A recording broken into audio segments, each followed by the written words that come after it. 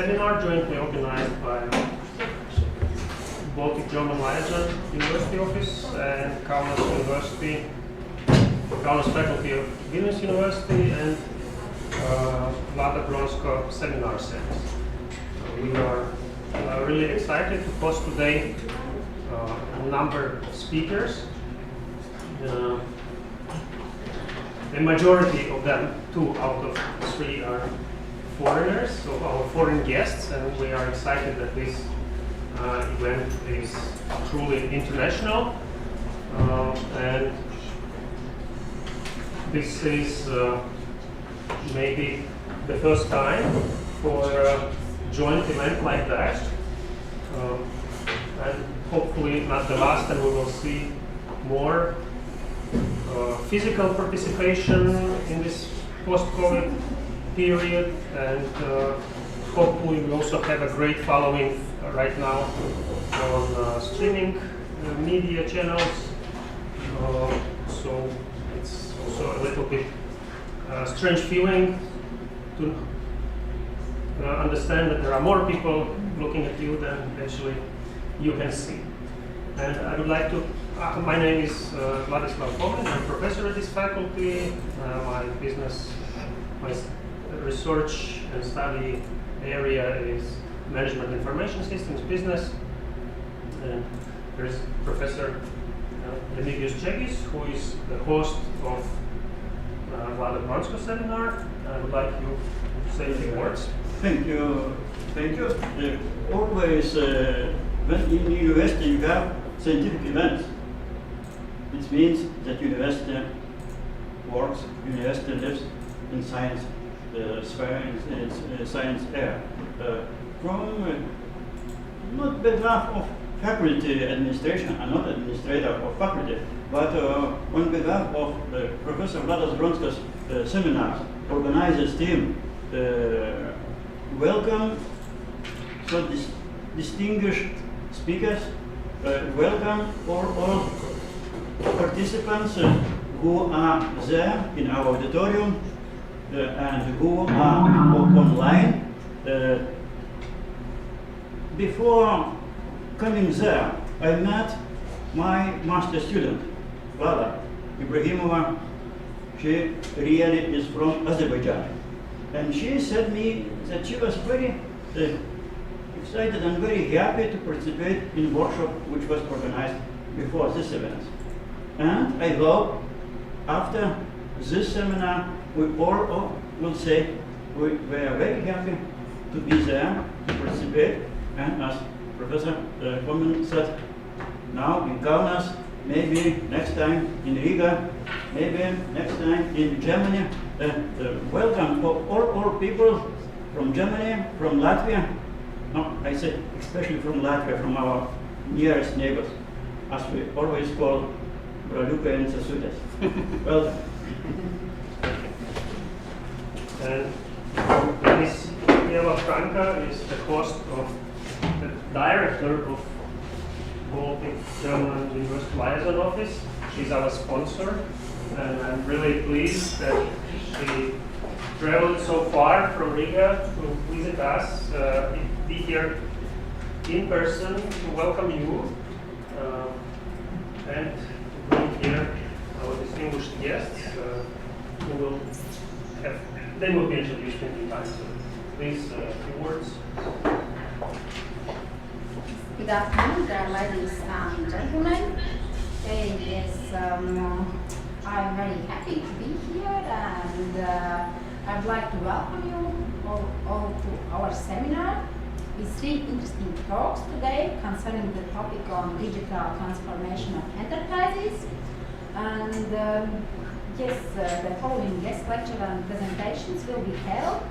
A presentation, Development of E-Leadership in Municipal Administrations by Dr. Vita Ignevich and Dr. Vita Kalekire from Vilnius University Šaujai faculty. And presentation, the second wave of digital transformation of companies in Latvia and what we can learn from it by Professor Muitinės from the University of Latvia. And at the end, by guest lecture, Implementation of Digital Transformation Organizations by Dr. Dr. Müller. But yes, this event of the Baltic-German University Liaison Office is organized in cooperation with Vladas Gronskas seminar series, as you have heard, and we are glad that this event today is hosted by Kaunas faculty of Vilnius University, and therefore I would like to thank this faculty and especially Professor Vladislav Fomin and also his whole team for organization and hosting the event here. And now I would like to introduce our first two speakers, Dr. Rita and Dr. Rita Polaikiene, who will join us today remotely from Šaulai. Unfortunately, Šaulai is also not so close, therefore I'm thankful that they agreed to join online us. And these both speakers represent the international researchers team, which is involved in two scientific projects supported by the Baltic-German University Liaison Office. One project, E-Leadership in Local Government Organizations, was supported in 2019, and the project E-Leadership in Municipal Administrations, the post-pandemic analysis, is supported now in 2023.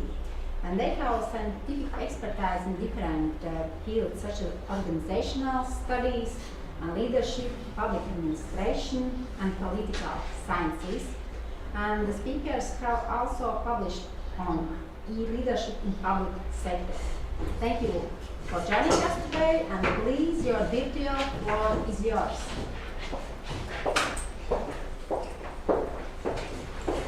Thank you very much for organizers, and I hope that everybody can hear us and see us in the screen. So we would like to thank, first of all, to Professor Vladislav Fomin, who was very pleasant to invite us to be a part of this scientific event. Thank you very much. And for all the team, which arranged all organization to have us in this event and to have a possibility for us to discuss about digital transformation in all the sectors. So first of all, we would like to say hello to all participants of this scientific event and to have interesting time together with us and with other presenters, with Professor who will be the key speaker of this event. And today, together with my colleague Rita Polaikiene, we would like to be a part of it. Thank you for the opportunity to participate in this event and to share results of our scientific research. Our project team, as it was mentioned by dear Eva Pranka, who is the main person knowing our scientific project team, we have composed several scientific aims or objectives for our research team based on universities' scientific interests as well as competence. And we are very glad that we had an opportunity to cooperate with our colleagues from University of Latvia with Professor Iveta Reinholde and Professor Inese Abolina, as well with the very, very competitive and very professional professor from Darmstadt University of Applied Sciences in Germany, Professor Irma Rybnikova. And together with me and Rita, we are the research team who would like to present some research results today.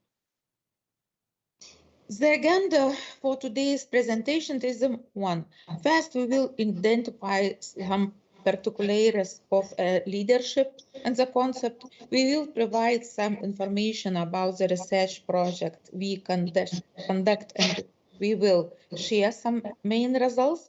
And finally, we will provide some implication of direct for future discussion in the field.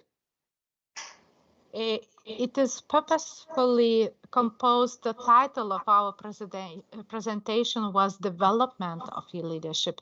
That means that it's not, let's say, it's not a stable process. It's always changing, and we have to figure out some features and peculiarities of this phenomenon. So digitalization as a part of e-government initiatives in public organizations in Baltic countries represents a huge project in the last few decades that has been boosted with the considerable financial support by the national budgets in countries as well as European Union. Within a short period of time, the IT-based communication has become an integral part of working life in all public administration institutions, including local government organizations and municipalities. The digitalization is changing the perception of organizational management, processes of control, accountability for results, and evaluation of the efficiency of civil service activity. Leadership has the huge influence on organizations, especially on behavior and decisions of employees as well as supervisors, the culture and the policy of the organization. And it can implement new norms, standards, expectations, and desirable outcomes during transformative projects, including ICT usage-based projects. Therefore, leaders are expected to have the ability to know when and how to adopt technologies and to implement them successfully. And in this context, it is becoming one of the biggest challenges for modern leadership at organizational level. Therefore, it is important to investigate for us as researchers how digitalization frames leadership processes and what kind of challenges emerge in it in local government organizations.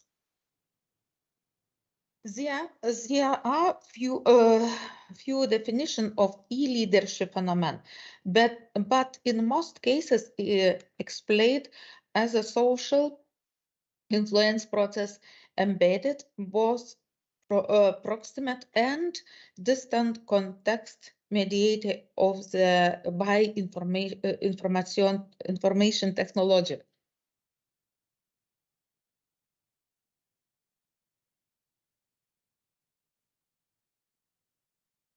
Vita negirdim. Garsas. Sorry. And due to this change to the usage of information technologies, main elements of e-leadership becomes challenging due to communication. There might appear some miscommunication or communication overload, or even the loss of informal interactions, loneliness, and weakened sense of belonging. The second challenge might be connected with the motivation, monitoring, how we have to monitor employees and milestones, accomplishments, how to deal with the recognition, rewards, development of employees' competencies, and so on. And the last but not the least challenge is connected to the change management, how to organize positive attitudes towards change, because it is more difficult in virtualized environments. Our project was conducted, as dear Eva Pranka has mentioned already in the very beginning. It was conducted in 2019 and was funded by the Baltic-German University Liaison Office. It was a great honor to collaborate with colleagues from University of Latvia, University of Tartu, and Halmstad University of Applied Sciences. The focus of our research was mainly based on e-leadership as the phenomena appearing in municipal administrations. The main aim of our research was to analyze the existent main practical and challenging of leadership in municipality. We have conducted document analysis first, trained to identify political, social, economical, and legal presumption for the e-leadership in public administration, including municipality administration. Later, we have used qualitative explorative interviews with supervisors and employees in municipal administrations. As it was explorative study, we have conducted the research in one municipality in each project country, and those municipalities were selected for the sample according to several common decided sampling criteria. We have found out that according to supervisors and employees in municipal administrations, we can figure out main motives which encourage supervisors as well as employees to move towards the digitalization of leadership processes. One of the main motives encouraging ICT tools usage is the need to do the work, saving some time, and to work efficiently as much as possible. Some leaders found appropriate digital tools to do so and provided some tasks already online.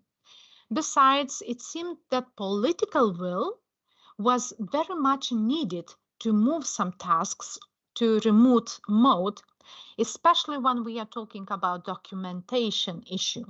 For example, mayor's position not to use any paper documentation in the municipality forced all employees to learn how to use document management e-systems and even to enjoy the process, seeing some benefits out of that. Moreover, requirements from citizens to digitalize more processes and services were encouraging leaders to look for new tools and to use them in their daily practice. Especially, it was connected to communication processes, as citizens required even supervisors to give very fast feedback for their requests.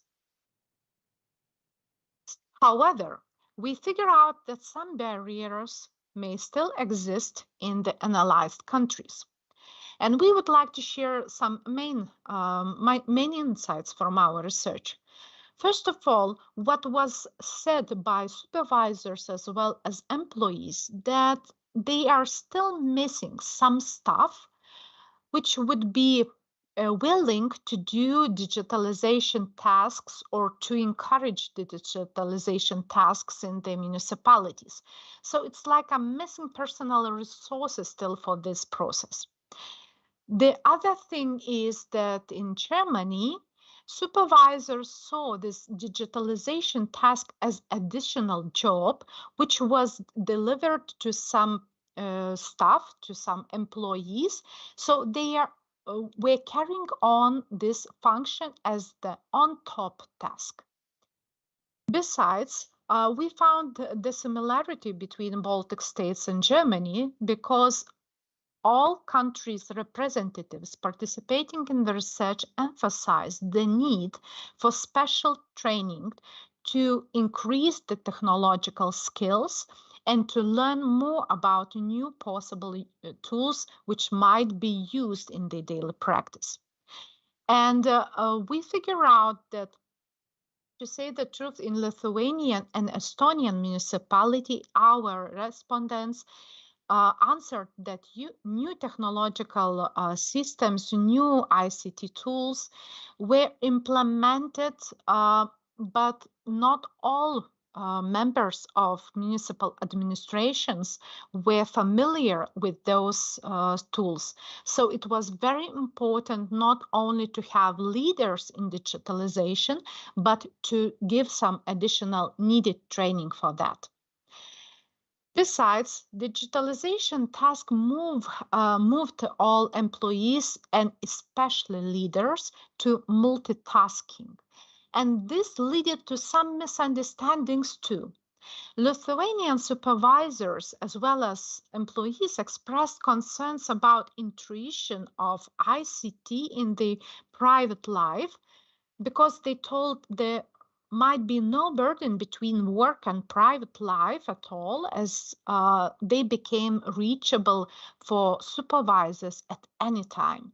So still the German and Estonian municipalities representatives relied on personal communication, and they had some concerns about digitalization processes, saying that it's really important to keep face-to-face contact and personal communication.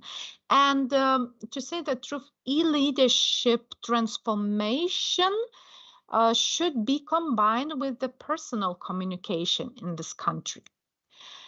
Besides, we have found very interesting insights from this research that despite of the fact that e-leadership was quite popular in business sector, we still had some practices already existing in public sector even before the pandemics. Because of that, we had a wonderful possibility to repeat our research in 2020, because together with my colleague Rita and our professor from Germany, Professor Irma Rybnikova, we decided that it would be really interesting to figure out how e-leadership practice is changing due to the rapid move to the pandemic circumstances. And we have repeated interviews with the same supervisors and employees in Lithuanian municipality. And it was amazing to see how pandemic situation has changed not only technological solutions, but rather attitudes and behavior, leading to the greater e-leadership practice in local municipalities. According to our research results, we have published several scientific publications based on our previous research in 2019, as well as with our repeated research in 2020. And we really hope that the next research we are focusing on this year will continue our study and will give really interesting insights. Our research has revealed the e-leaderships already is the practice of municipality administration in all 4 countries even before pandemic, just in the different scale.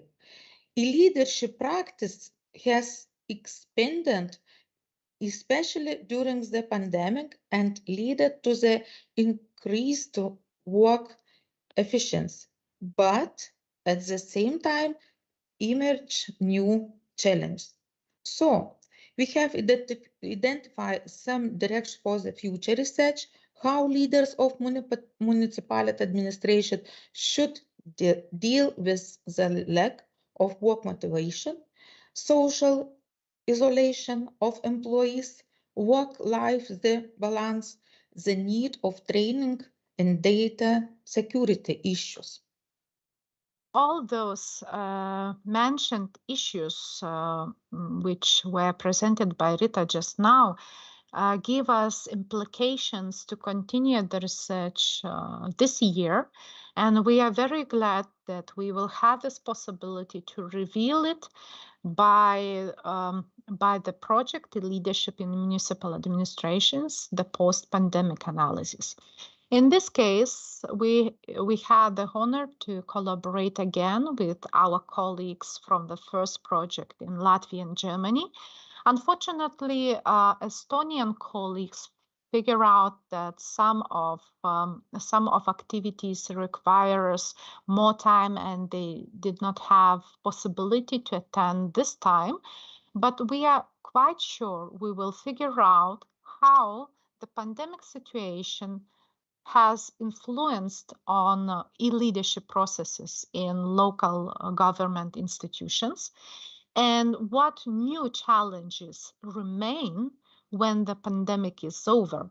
As we can see from different sectors, especially in business sector, some practices which were emerged during the pandemic still remains in organizations as the normal new standards.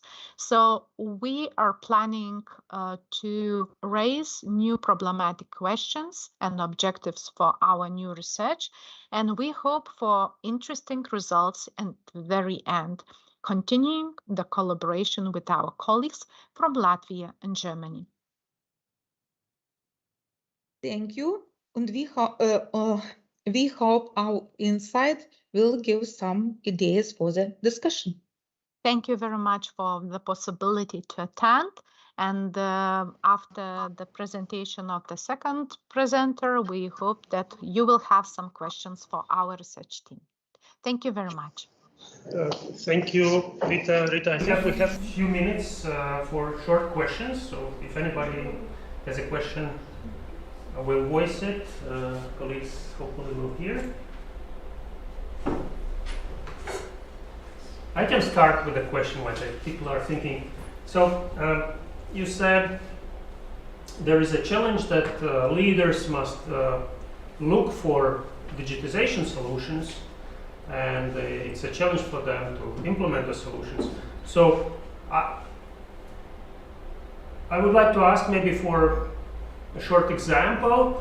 I'm a little bit surprised to hear that it's the task of a leader to look for ICT solutions and not the task of chief information officer or IT personnel to look for IT solutions. For example, in this university, we were given digitization tools such as MS Teams, which we are using now, and it wasn't that our leaders had to look for them. We were given by technical people this solution.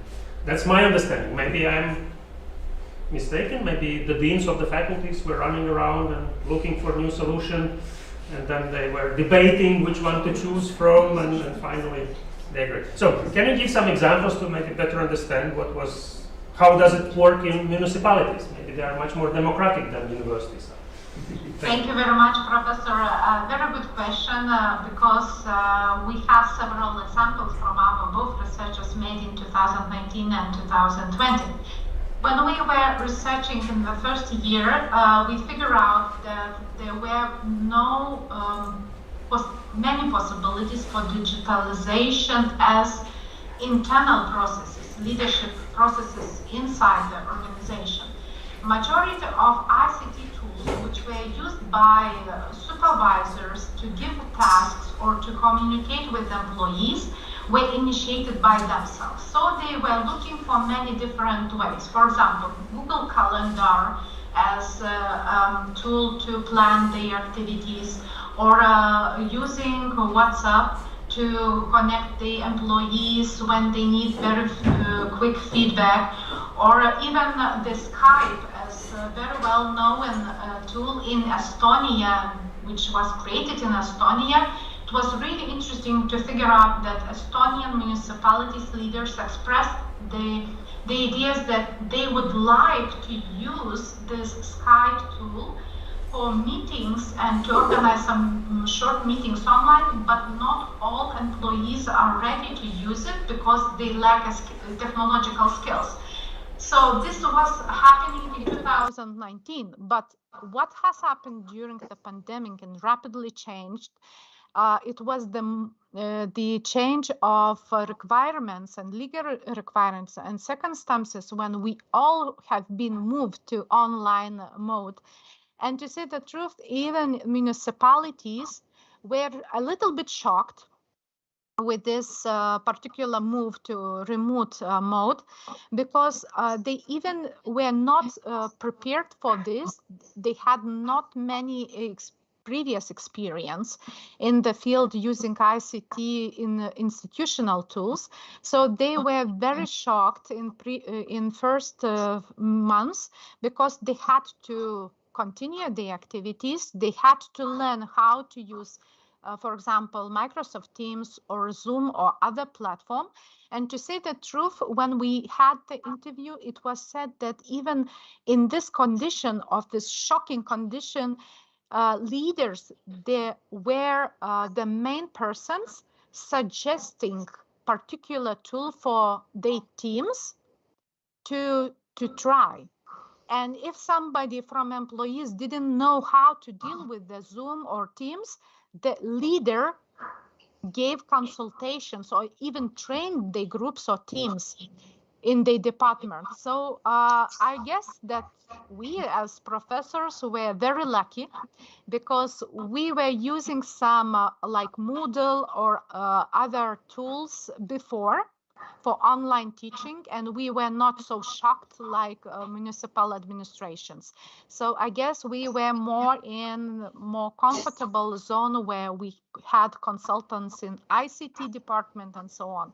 And in municipalities, it was a little bit different situation. Thank you very much.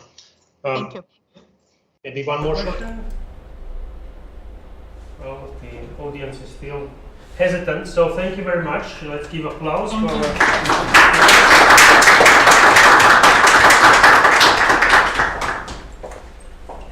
Yes, thank you for joining us today.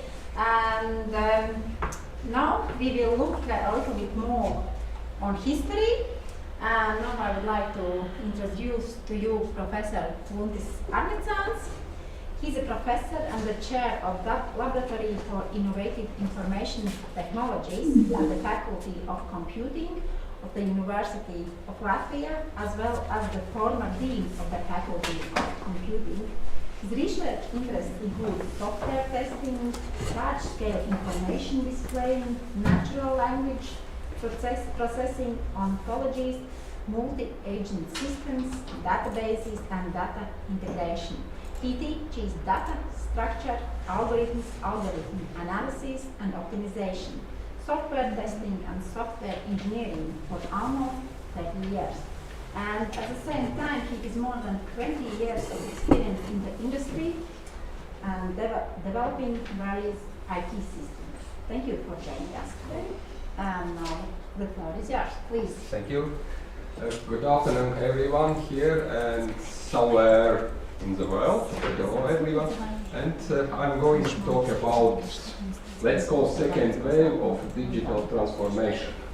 This is not official term. Of course, it was maybe invented by me for this event, but I will explain later why I choose such term. And what is very important, we have many challenges.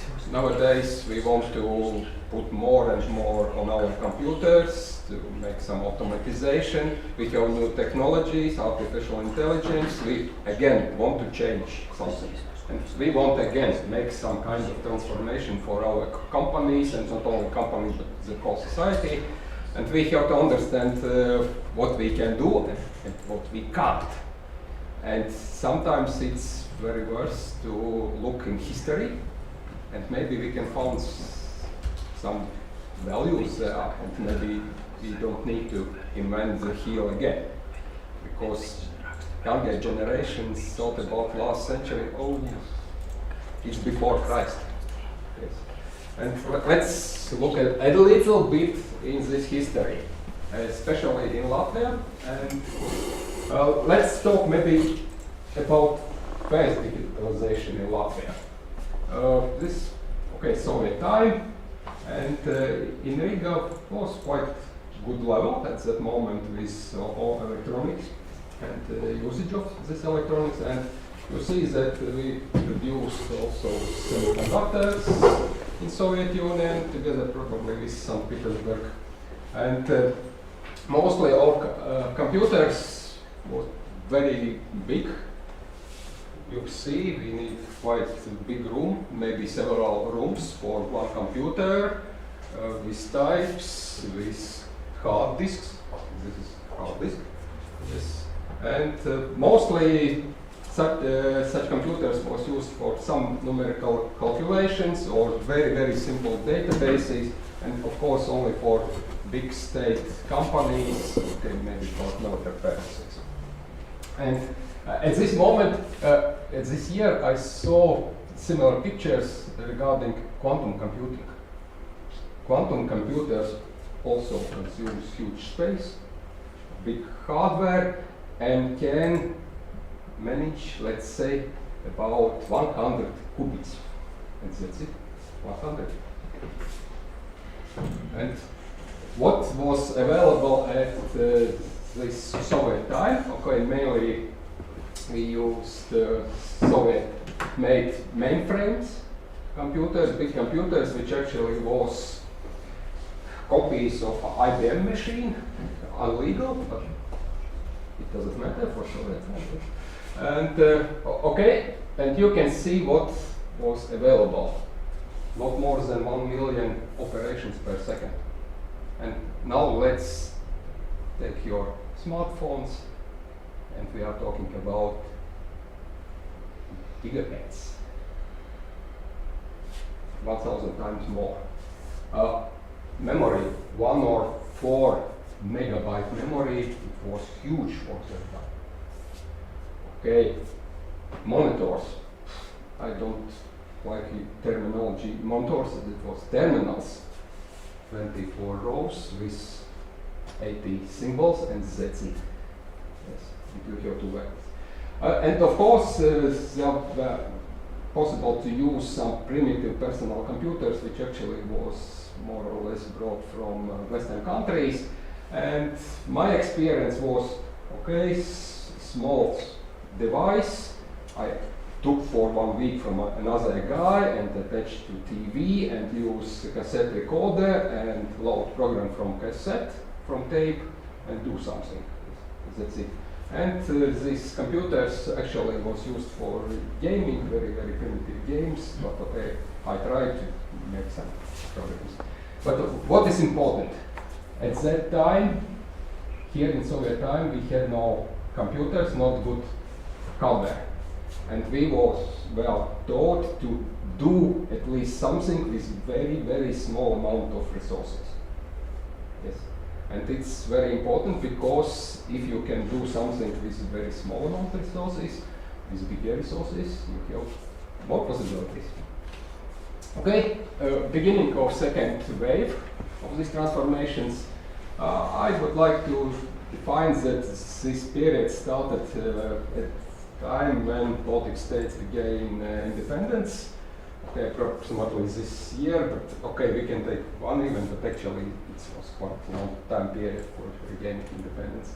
And okay, at that time, even before these years, we became more and more independent in many decisions, and business became also more open, and first Western computers was brought to Baltic states. Legally and illegally in different ways. It doesn't matter, somehow this new hardware comes.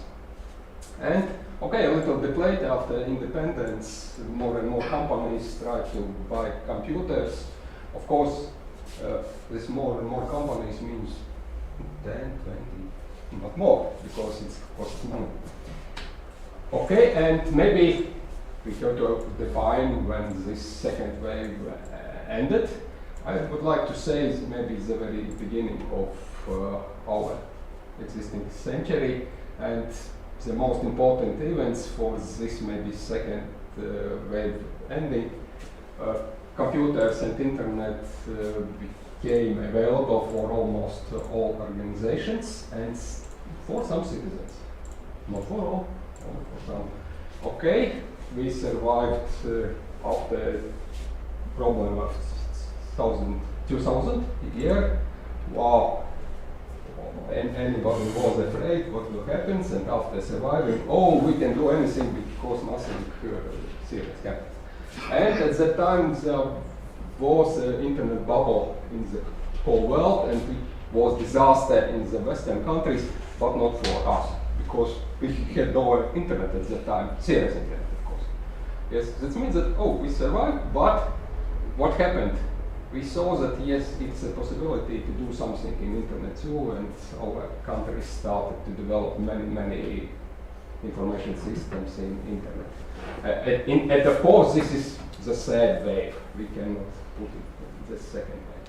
And Another very interesting, it's not discussed too much, but approximately at that time, Western countries started buying local companies and merging together with Western companies, and typical situation was that it doesn't matter your information system is good or not good, we replace with our own system from the Western countries and so on, and of course this is also a different situation, stop of the second level. Who developed this software? Mostly research institutes and universities, because if you have no hardware, you have no possibility to do something. And only universities have some computers, maybe some government institutions have something like that. Individual work, usually that means that, maybe some company got some computer and wanted to create something, and individual person, like me, wanted to get access to computer. Simply for getting this access, I promise I will create you something. Something like that. The first more or less serious software company was founded approximately this year, Software House Riga, and it combines together almost the best professionals at that time from universities, professors, students, and something like that. And mainly programmers was taught at universities and also self-studies, and at that time was a big problem to get any information. No internet, no books, no good contacts with Western countries, and it was very, very difficult to get any information, and maybe you can get some information for one night and you simply write on your paper concept of this documentation.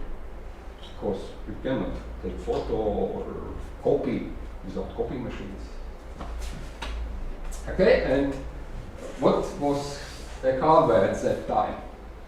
Basically, what was used? This, maybe first 5 years here in Baltic states, and the second 5 years is in 90s. The typical computer, you can see again frequency, 1000 prime less, one kernel of course, memory, even for this, you see it's less than 1 megabyte. And we sometimes go to see, computer with 1 megabyte memory, wow. And I saw one computer in Munich when I presented one product, and in Munich, probably it was Siemens company, showed me we have a computer with 24 megabyte memory, wow.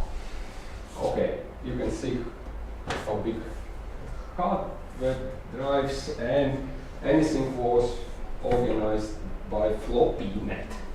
You copy on your diskette, and it was hard to buy diskettes.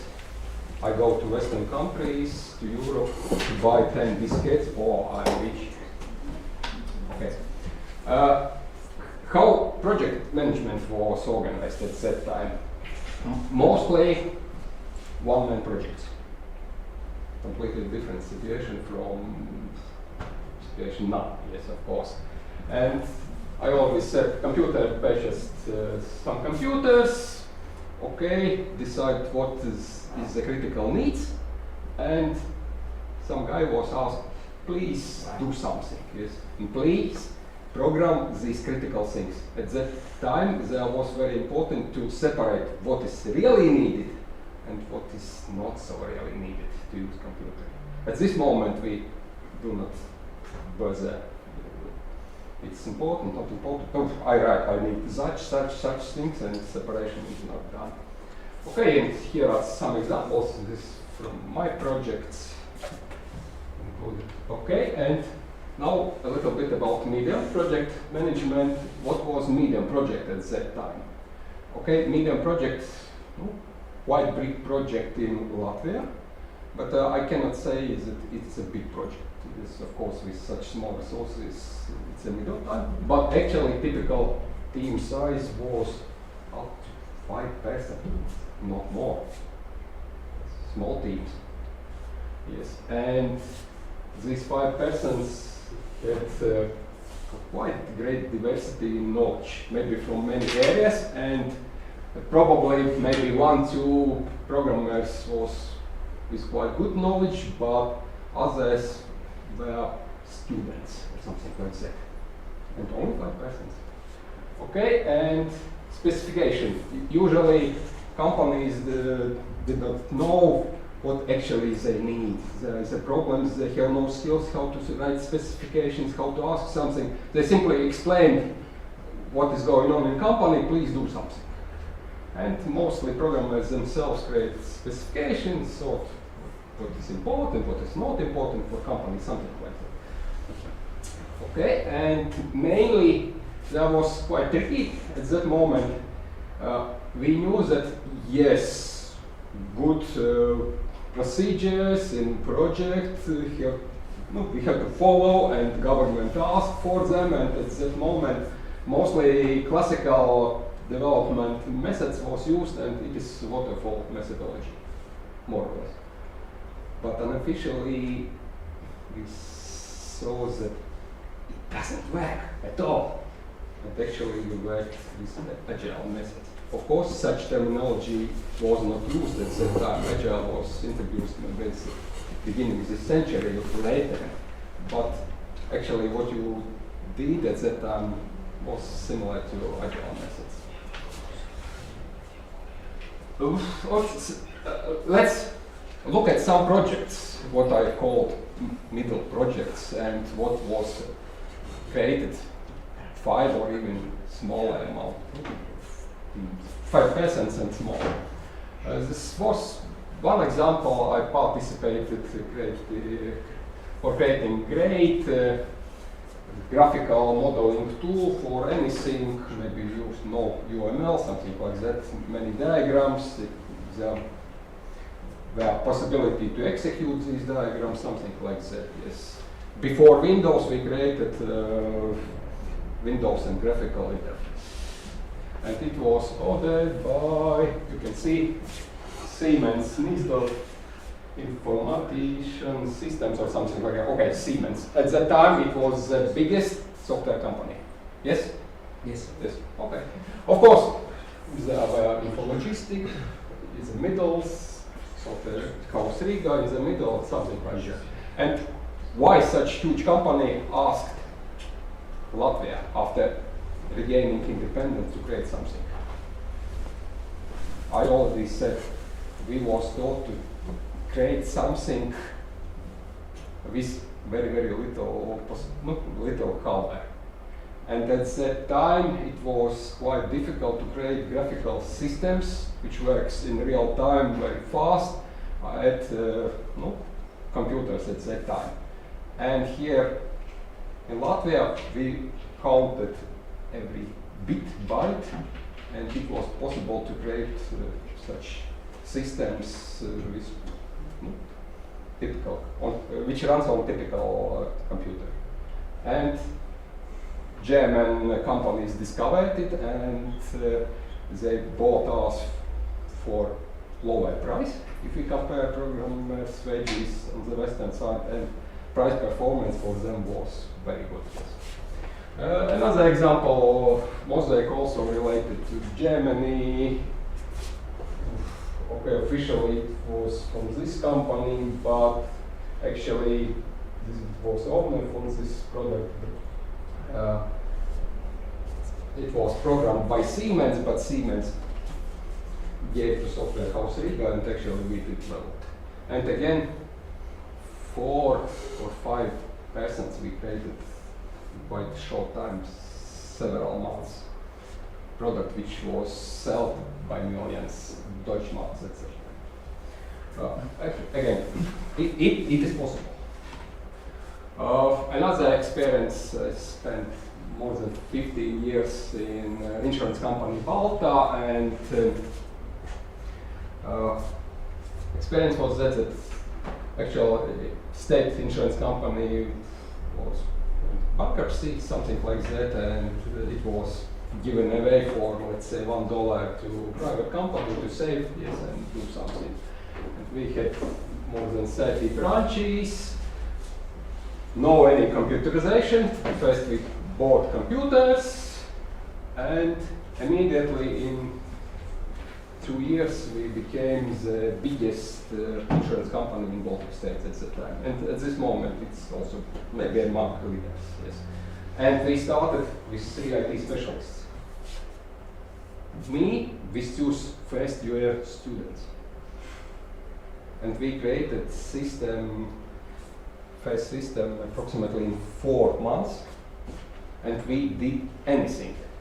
Hardware, installment, driving to 30 branches, installing anything, teaching, because nobody saw before computer, typing was such one. What is a mouse? How to move mouse? And we did anything, yes, from software to hardware, creating systems, maintenance systems, real DevOps, anything, yes. That means that we thought about optimizing all our resources to do this stuff. We have tasks, we have resources, and we calculate what we can do in such environment. During approximately 10 years, there are more than 50 employees, IT employees. I was a department manager. Okay, good. Okay, another examples. Road traffic directorate. Quite similar situation, but not about bankruptcy, but state had no enough money, and it is private company till now, and simply state gives permission to create, let's say, car register and do another related thing. This means private company also only a few persons created the whole system, and after 2-3 years in many conferences here in Europe, other countries said that Latvia has the best information system in this field in the world. I will give later explanation for that. It is important. And together with them, we created, let's say, compulsory third-party insurance. In Latvia, involved with main drivers for implementing it and creating good procedures, good information system. So it gives benefit. And I discovered after the first year, in let's say our or my database, we have approximately 90% of all policies, all these insurance agreements. You take the whole market. Only with good procedures, good information systems. It means that it's matter how you create, how you organize. Another example, Latvijas Banka, this is Central Bank of Latvia. Okay, they was responsible for managing, of course, all finance in Latvia, and also not managing, but supervising all banks. Yes, and actually, most of systems there also was created 1-2 persons. All statistical system, 1.5 person. All transactions in and out of Latvia, approximately 2 persons. And again, in several months, it is possible sometimes. But it's different approach. You cannot read in classical management books how to do it. And result, approximately at the end of 90s, also in the world, there was claims or statements that you have the best bank systems in the world here in Baltic states. You started from zero, you have no any difficulties, obstacles. Newest technologies, newest approaches, good hardware, and ops, the best bank systems in the world. Okay, other examples, I explain why I put there, and I have experience with these projects too. Let's say Microsoft. They offers all information regarding companies, legal documents, and so on and so on, and it is a private company. State had no money enough to organize something like that. They created very advanced and innovative system at that time, and asked, of course, money for this information. Later, more or less, state takes this business from him away, but they create. But if you look at other companies, you can say state social insurance agency, or let's say state land service, or traffic police, or something like that, state registers. Another thinking, no money, no specialists, and development was very, very slow, and during this second wave, improvement was not so good if we compare with these private companies. And mostly you need money and you need specialists. Yes. And okay, if you look at quite big digitalization, our university managed this Latvian education information systems, introducing computers in all schools. More than 1,000 sites, and completely, again, buying computers, teaching, maintenance, and so on and so on. Another example where we failed, not only good examples I have to show. At our university, we tried to convince governments that we need to merge together all registers, approximately 30 or even 50, something like that, and do not store redundant information and decide what is primary storage, what is secondary storage, and something like that. And companies had different maturity, systems had different maturity, many politician games, and so on and so on, and we failed during this second. It was hard for us in the university to manage this. And okay, now I quickly want to give you some ideas what maybe it is worth to consider if you want to make some kind of transformation again. I simply set the table and in 5 minutes write main points, what I thought about that time and what maybe it is worth to take from that. That means that it is the most maybe important topics. And that's it. Okay, the first, you have to understand what resources and assets you have. Hardware, people, money, time, anything. And starting from that, you can decide what we can do. Agile development, more or less. Yes. Creation realistic and achievable goals or plans, something like that, and dynamically adjust them. At any time, you need to look what is situation and adjust. And okay, here are more or less typical picture how to set goals and and here is stick to it. Yes, not IT, but stick to these goals. Yes, it is important, but not too firm. Yes, you have to stick to reaching your goal, but you don't need to stick your plans. Plans is small activities, what to do. Maybe you have another way. Next, which comes to my mind, is very important to work with small teams. Otherwise, you cannot manage this project for innovative projects, for projects which have no many resources at special time. Yes, and you need at least few high-level professionals. If you have no such professionals, forget about something. And mandatory, you need at least one leader. Probably it is not an official project manager. You need leader who really inspires your team and knows what we are going to and what we want to achieve. And manager maybe is document writer, something like that, and reporter, and sits at meetings. It's a time-consuming task. Okay, and okay, line, and take changes. Next one is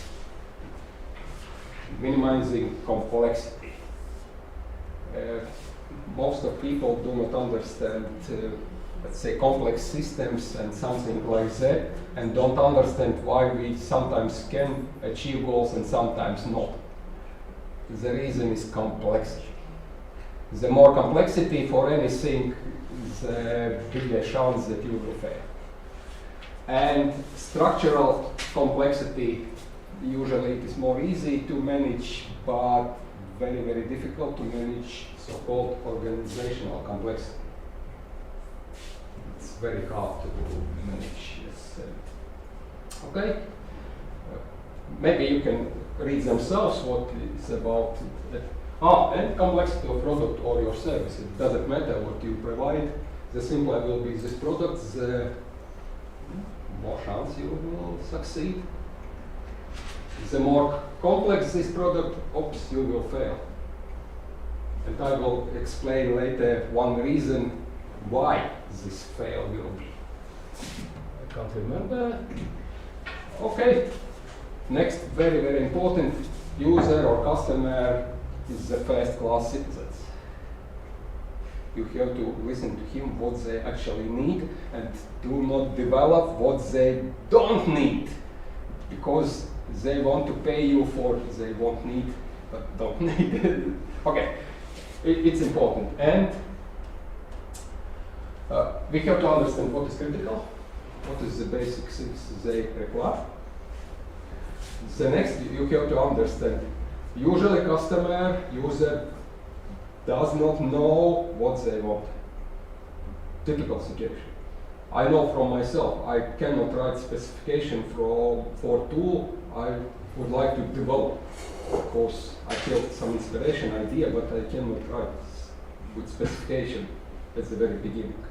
That means that after when he or she tastes the food, she will tell its taste, not useful or not. That means that there are many iterations and you have to accept it. It's natural. Okay, systems should be self-explanatory. Let's imagine 30 years ago, 3 persons do anything. If the system is not self-explanatory, that means that many calls, I cannot do that, I cannot do that, and so on and so on. The simpler systems, the less time takes to solve problems arising from that. Nowadays, most of resources are spent not for creating products, but for solving problems which were created by usage of these systems. And you have reduced these expenses, creating maybe simpler products with higher quality. Fifth lesson, system testing. We do not spend enough time, resources for system testing. And in this system, I understand not computer system. System is computer, information system, user, other persons, all environment, anything. It's the whole system, procedures.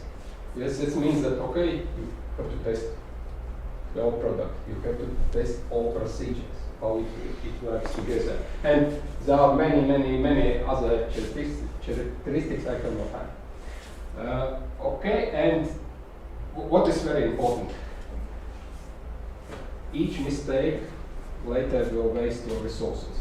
The later you will discover this mistake, the bigger losses you will have.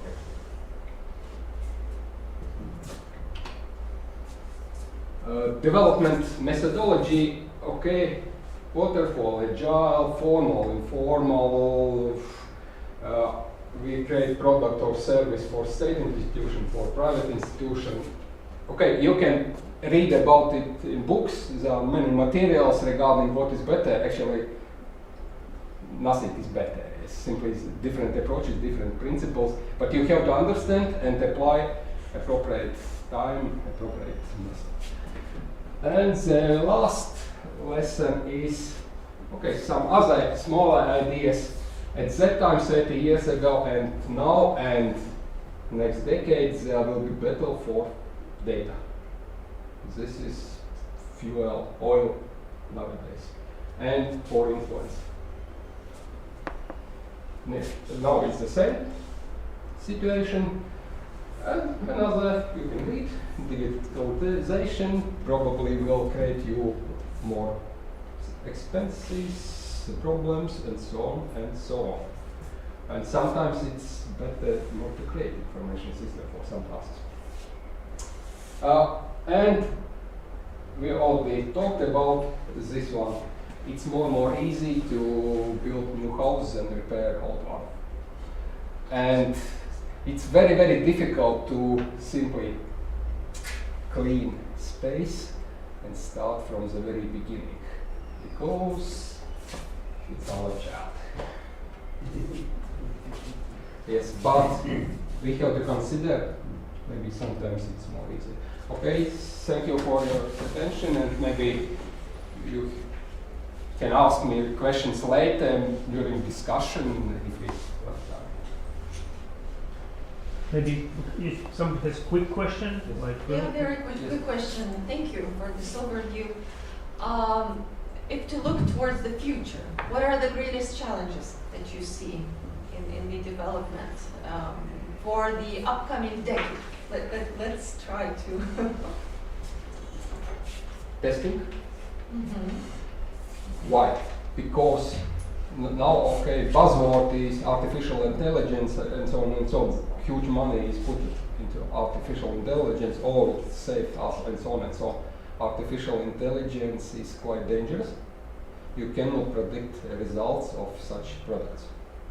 And nobody knows how to test artificial intelligence systems.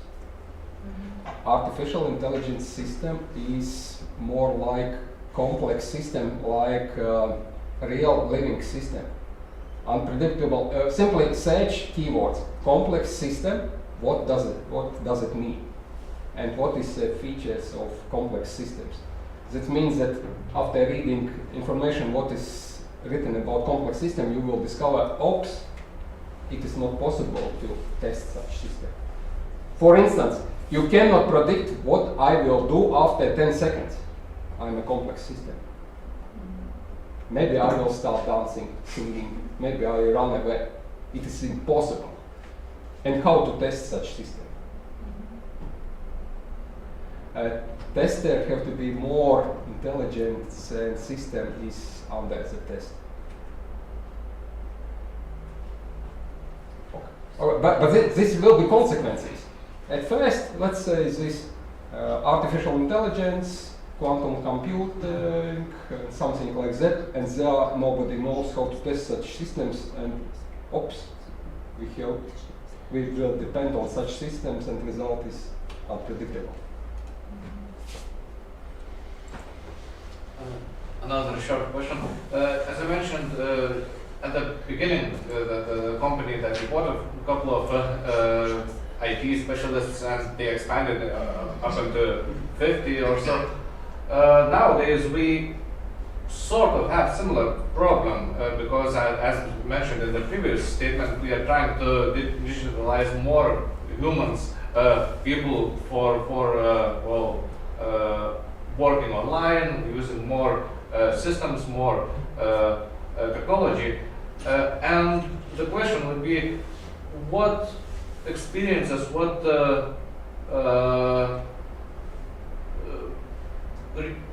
ways could we learn from that time when we were digitalizing rapidly, for small businesses, for small projects, towards nowadays when we're trying to digitalize municipalities or people who are not so keen on that subject, as well as, small follow-up question, what allowed such digitalization of people at that time? Was it universities or teachers, or was it more like you hire someone who doesn't know much, and his superior just the employee, colleague is teaching him day by day, and what way was it taught? I think situation is the same now. If human can perceive 5, 7 things at the same time. Okay, maybe some guys can manage 9 or something like that at the same time. Yes. If a team is also bigger, 5, 7, maybe 9 persons, that means that you also cannot pay attention to all these persons. And that means that this complexity grows up and it's very difficult to manage such team. That means that you need to keep this team very small, simple.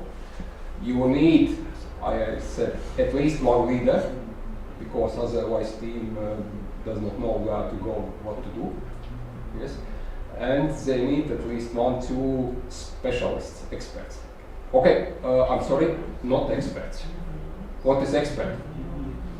I know very much about some field. The more I'm expert, the narrower is this field. And at the very end, super expert is for nothing. And I don't like this expert. You need at least one person in your project who knows almost anything about anything. A little bit in each field. In IT, in let's say management, in psychology, in health, everything. Because in such a way this small group can think about many things at the same time and make this solution better, not so narrow, not thinking only about one small problem. And such one small unit is as one small system, and you can organize higher level system again with such systems. And maybe also not more than 5, something like that. Okay, if we want to make some hierarchy, which is simply organizational form, but if we want to create dynamic, let's say self-organizing systems, it's more difficult.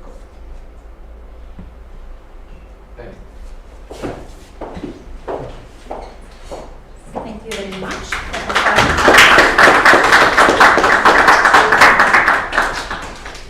And now we came to our guest lecture, but before Professor Dr. Müller starts, I would like to introduce you to you. And he is the former president of the German Project Management Association and well-known expert in project management in Germany and also all over the world. He has published more than 10 books about project management and developed different national and international standards in project management. Different associations and universities awarded him for his expertise and performance, including the International Project Management Association's Award for Excellent Project Management Performance. Thank you for finding time to come to Kaunas. We are very excited to hear you, and now the floor is yours. Thank you very much. So, I just want to start the presentation. So, whom of you has a smartphone in your pocket or with you? Oh, who has no? Who has no smartphone? Everyone has, huh? And I see some ladies here, some young ladies who has 2. So this must be a trend. I'm an old man, I have just 1, but the young ladies have 2 already. Huh? Because we're here because we should be working. Okay. I don't need. For me, 1 is enough. Can you imagine the time before we had a smartphone?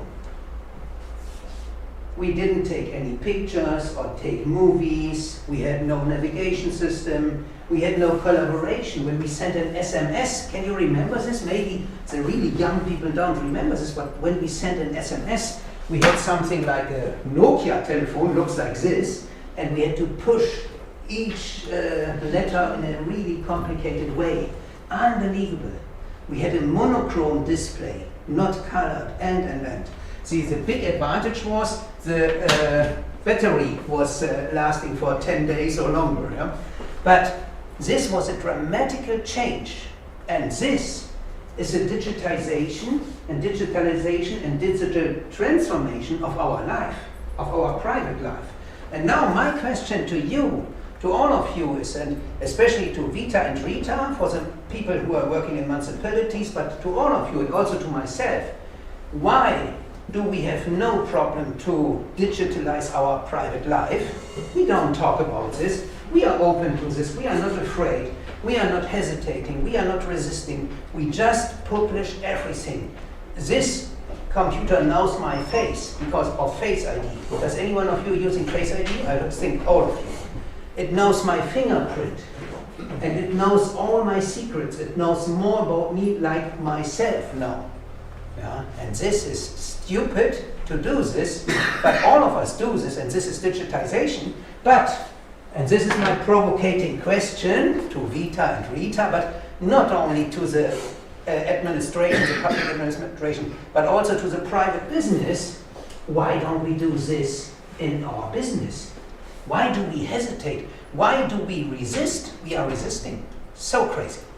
I have to start, the presentation. So, let me see if it works. Yes, it works. So, we heard it from the speakers, the previous speakers, and thank you very much for your speeches, and of course, thank you very much for inviting me here and give me the chance to talk to you and to discuss with you and exchange with you and to see your beautiful city. I'm also from a Hanseatic city. It's Bremen, also in this Hanseatic ring, and I really love your city. I just saw a little bit, but it's so nice. Yeah? Thank you very much for this.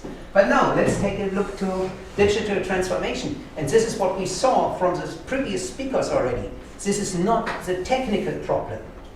It's a problem of us, a social problem of us humans. And we are the bottleneck. Not the technique is the bottleneck. We are.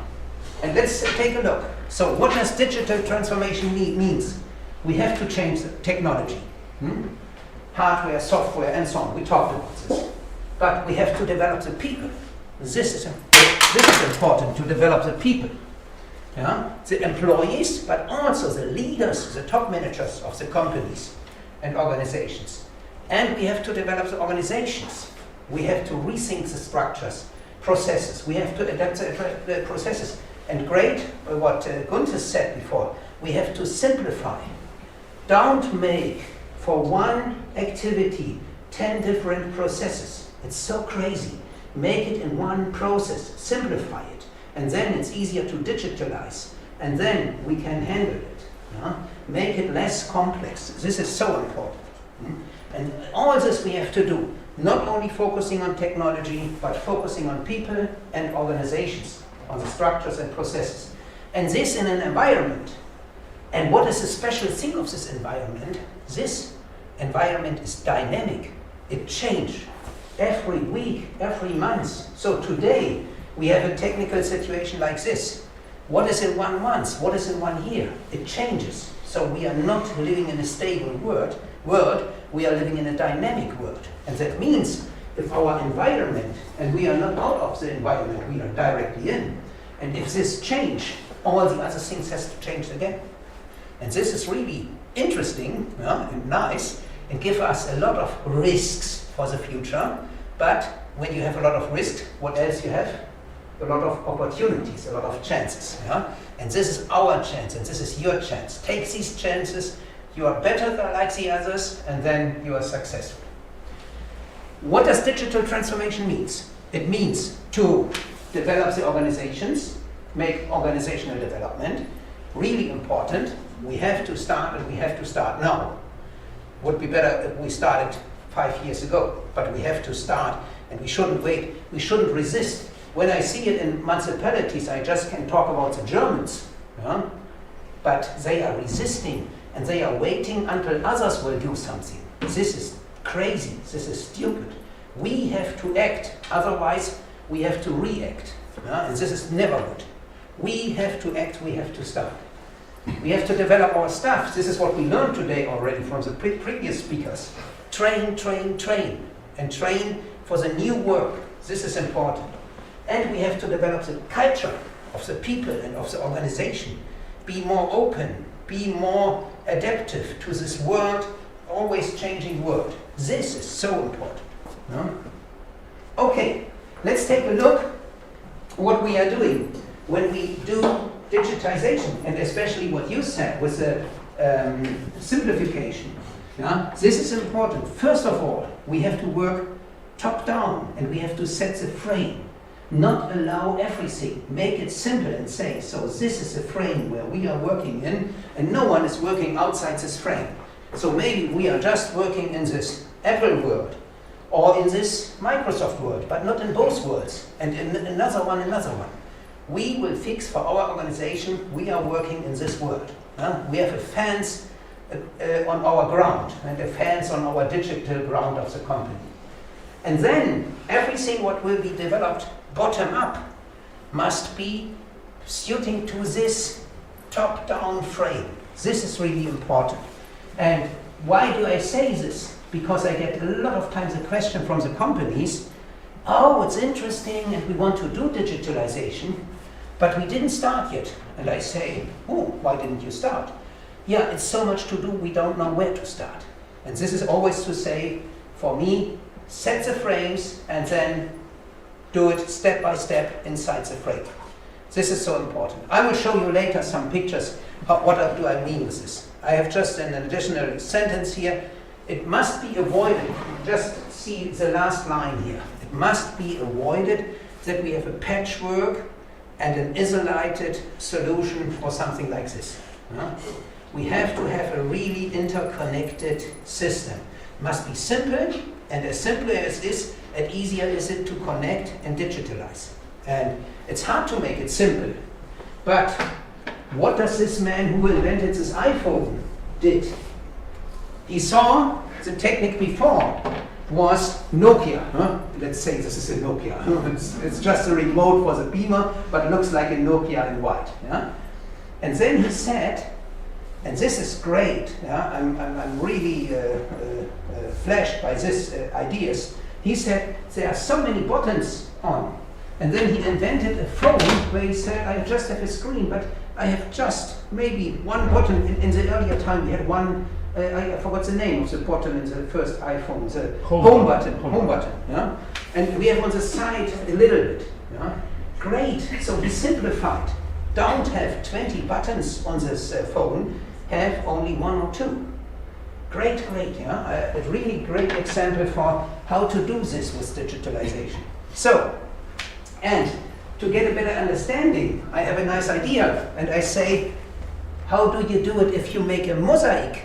I saw there's a really nice mosaic in this room, made by a student. I was really impressed. You can explain it later on maybe. And if you make a puzzle, a jigsaw, what is your strategy? You start and have all the pieces. Maybe you have a 1,000 pieces jigsaw and you want to start it. What is your strategy? Where do you begin to make this jigsaw? Usually, the frame. Remember what I said before, top down sets a frame. And this is what we do. Why do we do this? It's easier to find the pieces of the frame. And it's easier to put them together because they can be just connected in one direction because they have to have this frame. And then we will maybe sort some colors. And then, in the next step, we will puzzle all this, and then we have to have the interconnections between. This is the ocean, this is a house, and this is a sky or something like this. And it must be interconnected, so we have interfaces. And this is what we have to manage. This is really important. And we can do this in our company with digitalization as well. Setting the frame, taking the islands, but don't do it in this way that you have isolated islands. The islands must be interconnected. I will show you in another picture a little bit more, let's say, officially. If this is your company in this blue frame, then you have this overall system of your company. And then you have subsystems, subsystems, and your departments and teams and so on. And between all the systems, you have what? interfaces. And this means data is running from one system to the other. And these interfaces must be good. And that means you have to simplify this. And then you have the environment of your company. So outside the company, you have suppliers, you have customers, you have what else? Public administration, authorities. Where is it? There. Corporational partner, universities. And you have also interrelations. Yeah? And all these interrelations has to be managed. Yeah? They have maybe another system. Maybe you are working in this Microsoft world, and maybe they are working in Apple world. And you can connect it, but you shouldn't mix everything here because you have so many interactions, and this is really difficult. Okay, let's make another picture and how to go further with this.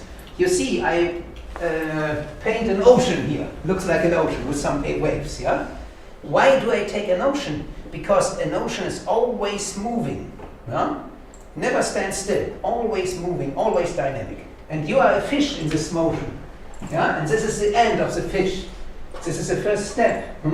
What do I do there? I analyze my outgoing situation. What is our situation today in our company? What is digitalized? What processes we have? What do we have to simplify? And so on and so on. So I know where I stand today. This is my outgoing situation. Now I have the head of the fish. This is the point where I want to go. My vision. I want to be in 3 to 5 years on this position. This is my vision to say, in 3 to 5 years we want to have the frame. And we want to, sorry. And we want to program some systems, and they should have these and these interrelations. Huh? And if I know where I am today and where I want to go, where I want to be in 3 years, I can set the way how to go there. And what activities I have to do to come from my outgoing situation to my target situation. Gunther showed us some things already, and I will go further with this. Yeah? You can change step 1 and 2. So don't analyze the outgoing situation. First, analyze the target situation first, and then outgoing situation. Is it sensible? We learned it already from Gunther. And I listened carefully, and he said it already. Why is this sensible? Because he said it's sometimes better to build a new house like to renovate the old one. So destroy this old house, make a new house. Why is it better sometimes? Because you are thinking in your old frames in the old house. So you have an old house, you will renovate it, and you have special rooms, special things, and then you want to optimize it. Yeah? It's good. But sometimes it's better to have a green field solution. Green field means cut off the house and then build a new one, and then you think, wow, what would be my solution if I would do it on a green field, if I won't have a house? Then you will make it far more better like you will do it in an existing house. Yeah? And this is green field development. I really like this. So, maybe focus on this a little bit. This world is dynamic. You are in an ocean, and you are a fish in an ocean, not you, your company. Yeah? Your company is a fish in the ocean. And today you are here in the ocean. And the ocean is moving. There are fishes around you now. But tomorrow there are other fishes around, and you are here. And the day after tomorrow you are here, and other fishes around. And sometimes there is a ship or a diver. And what else? A net. Oh, danger is risk. Yeah, the net is a risk for us. Yeah? We can die. And this is important to see that we are in this dynamic world. And this is what we have to take care for. And to take care for means every time when we simplify, it's easier to take care for everything. So first step, simplify, find a greenfield solution, make it good. Don't do it everything. Gunther and me discussed this morning already, and we said, don't change everything at the same time. Fix some points and then change special things. Yeah? This is really important. Okay, what else do we need? I just sprang about this. All this must be updated in a revolving matter. Yeah, of course. Next thing. Now you are in your company. and you make a lot of projects, what is the mistake? Too many balls in the air and some already on the floor. So if you are playing with balls and you can play with 4 balls, and I will give you 8 balls now, what will happen? It's too much. Huh? You can't manage it and some of them will fall on the floor. And I will show you with this picture. I paint these pictures, 10 years before. We have the man on the left side who was already, how to say, a little bit frustrated, yeah? And a little bit hectic. Has too many balls in the air and some already on the floor. This one is far more keen, really smarter. This man says, I just can handle 4 balls and I don't take more at one time. And before I take one new from the table, I will put one in the basket. Yeah? This is smart. But what do we do in our companies? What are our top managers are doing? We are working in a company. Each one of us has to do daily business and 1 or 2 projects on top. And what is our company leader doing? Oh yes, another project. Another project. Yeah? They are pushing more and more projects into our pipeline, and we have a stock in the pipeline. We don't do anything in the right way. This is the same like here. Yeah? If you can't do it, leave it. You can't dance on 2 weddings at the same time. Yeah? Dance on one wedding and dance in the right way, but you can't dance at the same time on 2 weddings. What do we have to take care for? I have to take care for the time. Yeah? You will give me a note. Yeah? So please say if it is after 8 p.m., then I have to close. Yeah? So what's important?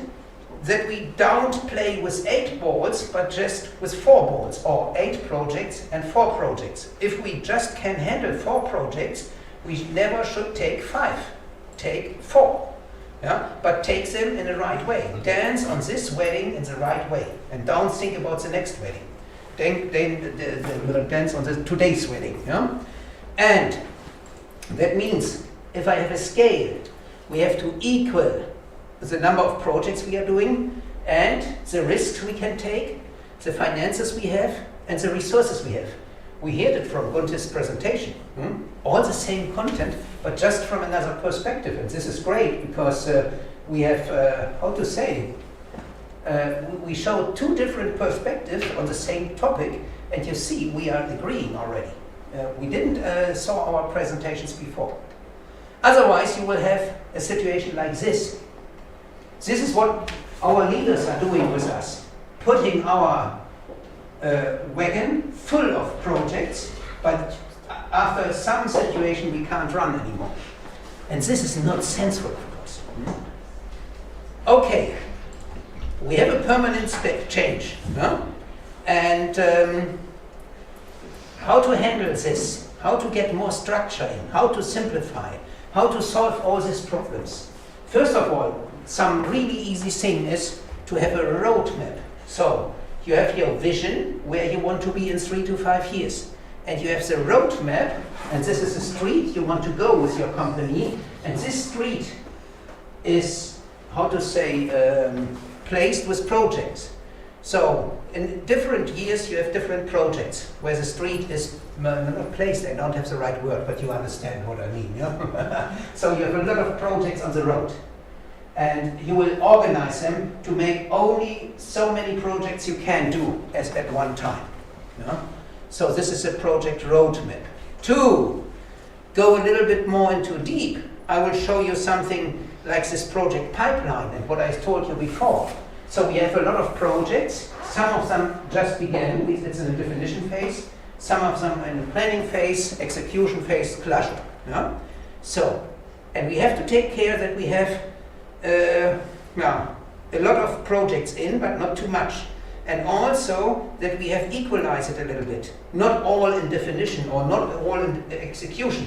If I have all in execution and they are finished, I don't have something here. So we have to have everywhere some. And now, what are our leaders doing? This is what I told you, I have to go here. They are pushing more into the pipeline. Is it good? No, we have a stock in the pipeline and we don't do anything. No? we have no progress. So don't push, leaders. We have to pull, and we have to start to end projects and to finish projects and so on. So we have to push it from the other side, to pull it from the other side and have to pull it out to make this pipeline clean, to get space for new ideas. But here are a lot of ideas, but just the next idea can come in if there's enough space in the pipeline. This is important. And how to get the space in the pipeline, push projects out by finishing. This is a thing. So this is everything traditional. Project management, project roadmap, strategic implementation. And then there's a new approach called OKR, Objectives and Key Results. Did anyone hear about this? Sometimes, yeah? This is really new and I really love it. I'm not a friend of American people, I don't like them so much, but we can learn from them, and this is an American approach. And why these American approaches are always so successful? Because they keep it short and simple. You know, KISS, yeah? KISS, keep it short and simple. And this is also what they do here. They make this agile organization for strategic implementation. And how do they do this? I will show you. Before I will show you, take a look on this citation. So, the founder of Google, the co-founder, Larry Page, said, by using OKRs, we were really successful. It helps us to be so successful. Google, when it was founded, was only the 18th search engine. So there were 17 before, and then Google was founded. And you could ask yourself, what did the others do? They were established already, and they were good already. And then there is a newcomer and overcross all of them in some years. They say, we did it with OKR. I will give you short impressions about OKR and how to fulfill our strategies with OKR. And this is also to fulfill our digitalization. Because if I have digitalization, it's a strategy, and to fulfill it, we shouldn't lose this overview. We shouldn't get too much complexity, so we have to have it simple, and we should manage this complexity. And this is what we can do with OKR. And OKR is using this agile mindset. What is an agile mindset? This is a new thinking in project management. It's more time-oriented and less content-oriented. And let's see what are they doing. They are working really transparent. Everyone can read and see everything. I did it in one of my companies with 30 employees, and the transparency was that me as the owner of the company had my OKRs, my tables, in the floor of the company, and each worker could see what is the daily progress from Tor. Of course, this is a hard, how to say, transparency, but it was good for me. It put me under pressure to work good, to show to my employees, okay, I'm just not asking something from you, I ask it from myself, and I am consequent to do it. And if I am consequent to do it, I expect that you could do it as well. And this is good to have this transparency. Concentration on small parts, have short cycles. Don't think in 1 year, think in 1 week. If I say to you, let's learn English, or English, you can English already, learn another language, Spanish. And I could say, oh, in 3 years you should be able to talk Spanish. Will you start tomorrow? No. But if I say in 3 months, then you would say, oh, should start. It's not a long time. So if I shorter the time, you have more pressure and you will start. And I will show you later how to do this. Or I can explain it already, and I will show you later on the slides, if we have enough time, yes, hopefully. If I have an objective and key results. Objective for 3 months, for a quarter of a year, then I will put it in monthly objectives, and then I put it in weekly key results, what I want to reach in a week, and then on a day. If I want to lose some weight, you see I need to. And if I say the next 3 months I want to lose 6 kilo, I can say 2 kilo per month. And then I can say how many kilo, if I have 2 per month, I have to lose by week, half kilo. How many I have to use by day, 100 gram. So I can start today to lose it. Not eat too much, make some more sport, have a better food, what else? I don't know. Work a little bit harder, yeah? I don't know. Sleep a little bit more. It's good to sleep. Huh? I hear you. So, but if you want to learn Spanish, you can say in 3 months I want to learn 30 words. Or let's say 90 words. It's 90 days, 90 words. And that means I should need to learn every day 1 word. And then I have no exception because it takes only 5 minutes a day to learn 1 word. And I say to myself, before I sit down on the sofa and switch on the TV set, I'm not allowed to do this before I learned 1 word a day. And then, if I'm consequent, I can do it. And everyone can do it. You can be the president of Latvia, of Lithuania, of Germany, of anything other company or country. Everyone has 5 minutes a day. Yeah? And this is good to make it in these small packages. Okay, I don't show you all these details here. I will show you how does it work. And this is what I explained already. So, I will plan only the next quarter. Of course I have a yearly goal. But I just plan the next quarter and say, what is for all our company the goal or the objective for the next quarter? Yeah? And then I will give it to all my departments. And the department should say, okay, Tor said to us, for the next quarter, all company will do this in digitalization. Yeah? When we talk about digitalization. And then each department leader, all of you are department leaders, has to think, what is our contribution as department? So we will set our objective for 3 months, for each month, for each week, and maybe also each day. Maybe each week is enough. So you don't need it to do it in a company for each day. But this is your decision. You can do. And then you will put it down to from the company leaders to the departments and to the teams. And of course, these key results must be measurable, always measurable.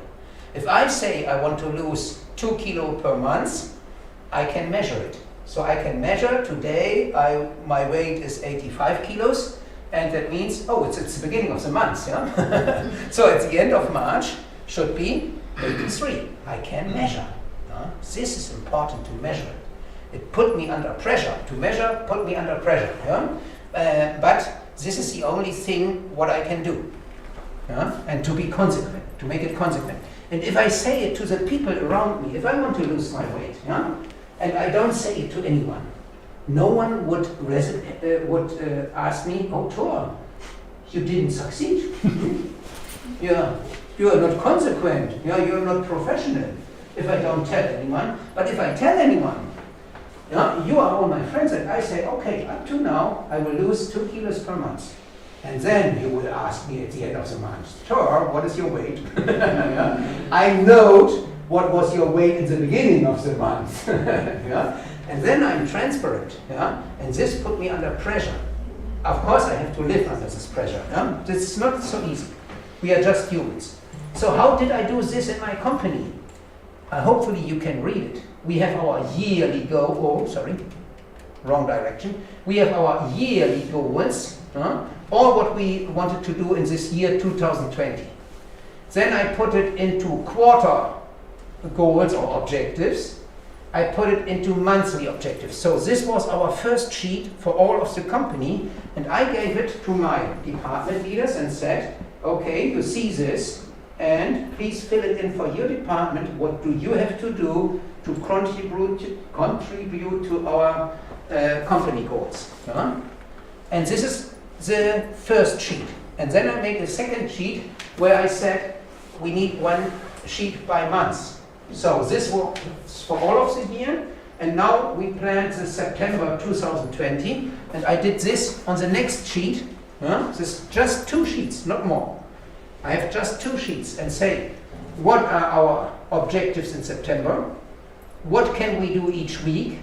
and what can we do each day. Yeah? This is to put pressure. Just to give you an example, I said to my employees, I want to win 2 more customers by month. Not easy in our sector to get 2 more customers by month. And I said, to reach this, I have to make every day 2 telephone calls to potential customers. Is it a nice job? Most of the people don't like it. I don't like it to make acquisition. I will call Guntis or Rita or Vita and say, hello, my name is Thor from this company. It's your lucky day. I have a great offer for you. It's not my day, not my work, I don't like it. And then they say, okay, Thor, you are the 2nd or the 5th or the 10th who is calling me today. Shut up and go on. And this is frustrating me. So for this you have to be born. I said to my employees, I will do this, and I will do it every day, call 2 potential customers. Even it is so hard for me, and self-destroying, and physically, not physically, technically self-destroying. But I did it, and of course it was hard, but I had no exceptions, because every one of us has a time to call 2 people a day. Yeah? We can't say, no, today it was such a horrible day and I have headache and no. Before I finish my day work, I have to do it. And then I learned, if I start in the morning and think all day, oh, today we have to do the 2 telephone calls, I'm not working really good. What is a good strategy? To say, no. Don't say, oh, I have to do this, and I have to do this, and I have to do this, and this, and in the evening I can call them. No. Do it in the beginning. You know it when you learn for your exams. If you learn for your exams, you have to read a book. And this book is boring, but you have to learn it to pass the exam. And then you are sitting there, nearly sleeping, reading the book, and have to learn. And what do you think? Oh, maybe I have to clean the room, or maybe I have to do this and this. You will find a lot of exceptions, and a lot of activities you don't need to do, but just to say, to have a reason why you don't learn. And how to do this, how to deal with this? Don't say I do it in the evening, I do it in the morning. And this was again a big pressure. I sat there in the morning in my bureau and I thought, oh fuck, I have to telephone. And then I took the telephone. But when I did this from 8 to 8:10 or 8:15, I was so happy. Oh, I did my job today already. I was open, I was free to do other work. Nothing hindering me to be good and well concentrated. And this was really good. And this is the reason why I love this tool.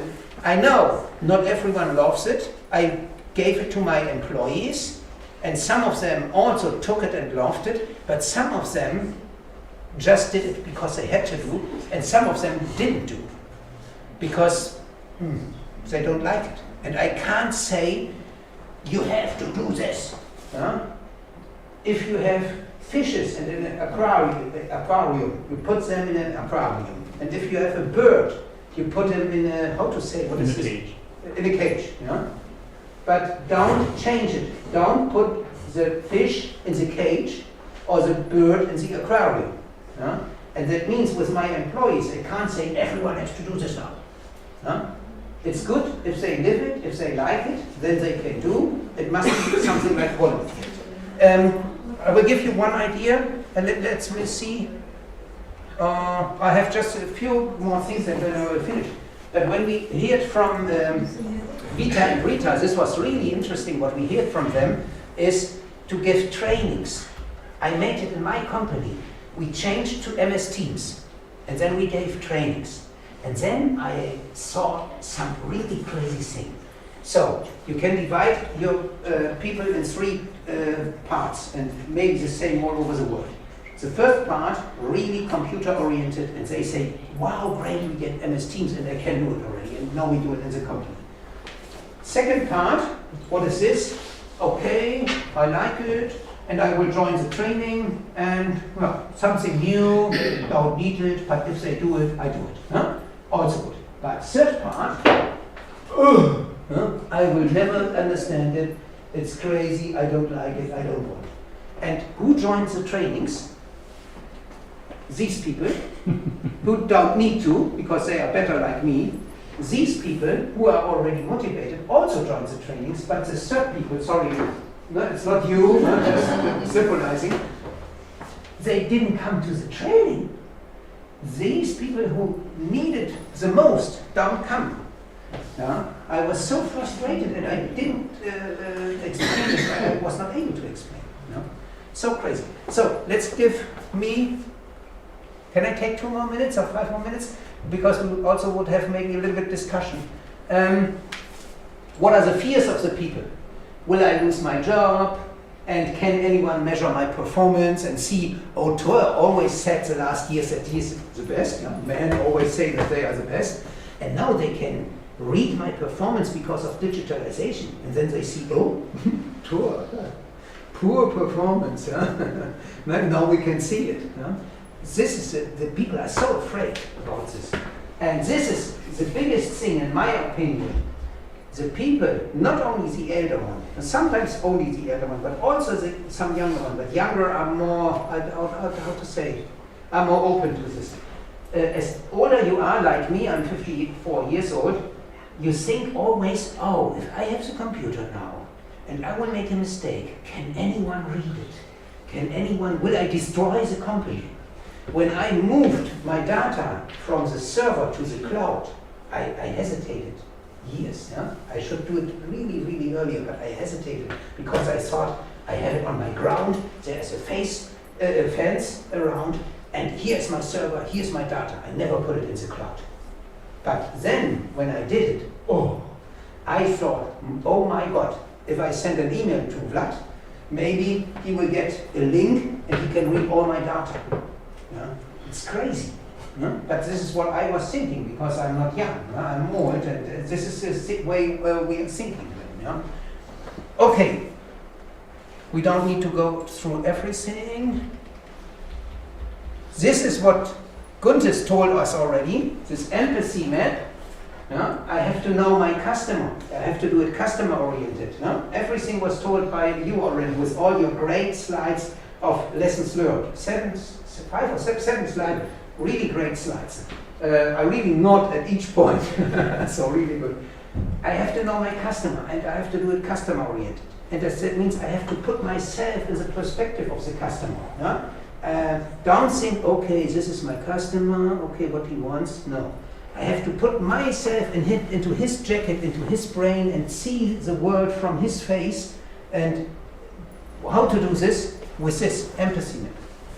I will find out what he is thinking, feeling, hearing, saying, doing, seeing, said, do, and so on. And this one I like. I want to know what is the pain of the customer and what is the gain of the customer. So, what annoys the customer and what the customer really wants. Here I can make him happy, and here, if I do this, I can make him angry.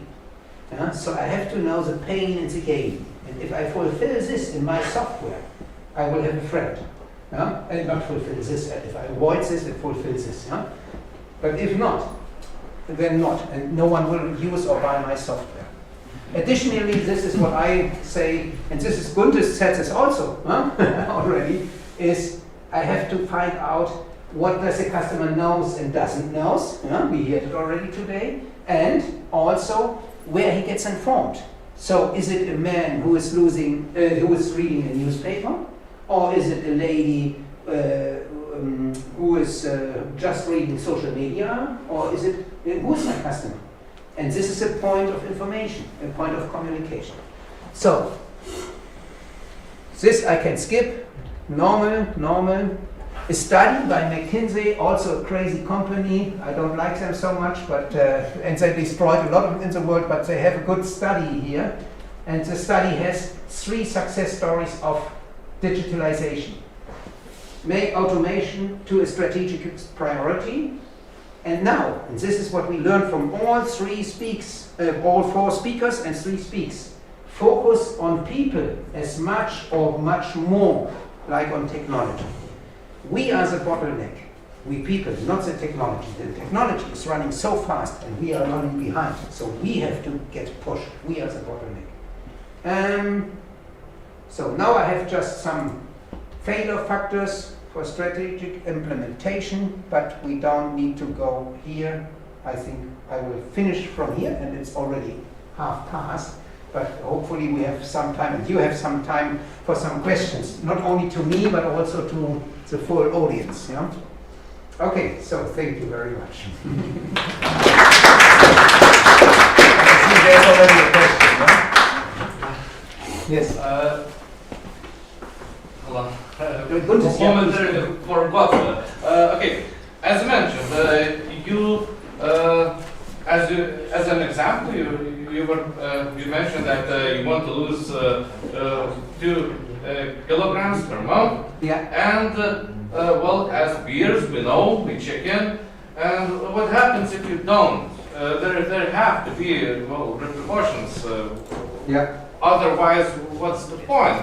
Because yeah, I didn't lose it, and and then so what? Same in the company. If your peers don't do their tasks, daily tasks per se, should the outcome of that failure be visible to others? And as well a question. Should the success be rewarded or a failure punished? On which side do you stand? Because, you can punish a lot of people, but often it doesn't go the way you want in the end. As well, the transparency that you want to have, does it also work the other way around? If you, as a leader, fail to succeed your 2 goals, should all your employees know what happened to you as a punishment? Because if you don't announce it, this could be considered as a corruption per se. Yes, and of course, a really good question, and you see the difficulty of it already. If you say you have key results, if I say I have an activity to call 2 people a day, I can do this and I can fulfill this. But if I win 2 customers per month, I can't say, maybe I can call 100 and don't win any customer. And this is difficult. So, and this is the reason why they say, make it with key results. It makes it complicated. It makes it maybe unreachable, because you make 1,000 of calls and don't get a customer. Or I eat less, I do some sports, but I don't lose this weight. And this is frustrating, of course. And you have to overcome this. We all are human. And of course it's not easy. If it would be easy, everyone would do it. And that means we are human, and to be stronger like others means to stand up one more time like fall down. And that means if I see in the first months when I want to lose some weight, so I did a lot of sport, I reduced my food, I took healthier food. But even because of this, I just failed, because I just lost half a kilo instead of 2. This is frustrating, of course. And now I have to push myself and to say, don't give up, do it again, go further. It takes some time. So I know it's frustrating, but it's possible that you can do it. But I'm sure you can distinguish between successful and not so successful people if you say, take these people who stay with it, even if they fail. But they stay, they are convinced about it, and they go on. But of course, it's so easy to say. And this is a key problem, of course, of the key results. Okay, thank you. Great question. The second part about transparency, upwards and downwards between your peers and your leaders. Would you say that the transparency should be both ways, so that your employees would know the outcome of your successes or failures? I expected this as well, that they are transparent and do this like me. Because of this I did it, because I said no, that no one can reject, everyone should do it, and I have to be the first one. But I didn't set it to them, I just did it and hoped that they do it as well. But it was the same like 1/3, 2nd, 3rd, and 3rd. Some did it, some not. And my experience is, if I put them too much under pressure, they never live it. Especially if you work for public administration, they will resist. Yeah? I do it like a voluntary work, and it takes more time until the people start to do it, start to experiment, start to live with it, and start to, to do it every day. But it takes months and years. And this is also what the people say at Google, or the inventor of OKR. They say it takes 3, 4, 5 years until you will get it into the company. And you still have to work on this every day. But it makes you successful. It's a good investment. Yeah. Maybe I can add also. Maybe you can create such goals for yourself or company which have some kind of synergy. Let's take this losing of weight. Okay, I cannot lose weight, but I started to eat better, I make more exercises and so on. If I fail of losing weight, I will get there, and it is less stressful situation. Even my weight will be the same, anyway, I am a winner. Because if you concentrate on one thing, it's a huge stress. And stress so simply kills you in, I don't know, 1 year, 2 years, it depends on person. Yes. Thank you. Yes. And just do it. Peter raised the hand. Yes, okay. If it's possible to contribute to your discussion. Thank you very much, both presenters. It was amazing to listen to your presentations and insights. Thank you very much. And I would like to contribute to the discussion on the transparency. For sure, public administration is required to be transparent, and accountability to the society is one of the most biggest priorities.